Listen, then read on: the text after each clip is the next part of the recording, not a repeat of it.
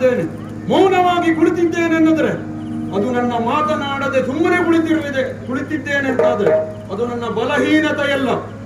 ನೋಡಲಿ, ಮಾತಾಡಲಿ, ನಿನ್ನ ಸೊಕ್ಕು ತಲೆಗೇರಬೇಕು. ನಿನಗೆ ಇದ್ದಾನಲ್ಲ ಲೋಕಾಧ್ಯಕ್ಷ ದೇವೇಂದ್ರ, ಅವನೇ ನನ್ನನ್ನು ಮೆಚ್ಚಿ ಆಸನವನ್ನು ಇಡ್ತಾನೆ ಅಂತ ಹೇಳಾದ್ರೆ ನೀನು ಯಾರೋ ಮೇಲೆ ಹಾರುವಾಡುವ ಒಂದು ಜೀವವಿಲ್ಲದ ಪ್ರಾಣಿ, ಖೇಚರ ಅಂತ ಹೇಳ್ತಾರೆ ನಿನಗೆ.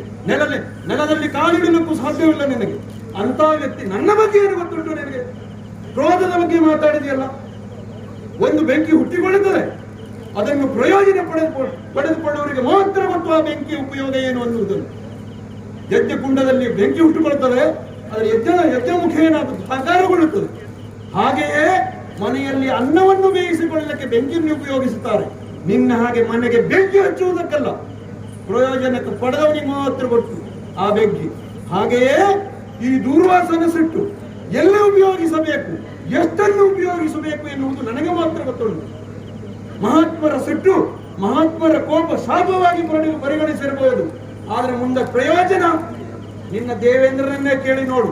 ಹಿಂದೊಮ್ಮೆ ತಲೆಗೇರಿತ್ತು ಅವನಿಗೂ ಕೂಡ ಅಹಂಕಾರ, ಇಳಿಸಲಿಲ್ವ ಅಹಂಕಾರವನ್ನ? ಅವನ ಅಹಂಕಾರದ ಪರಿಮಾರ್ಜನೆಗಾಗಿ ಏನಾಯಿತು ನೋಡು. ಪರಶಿವ ನೀಲಕಂಠನಾದ, ಶ್ರೀಹರಿಯೇನಾದ, ಲಕ್ಷ್ಮೀ ರಮಣನಾದ,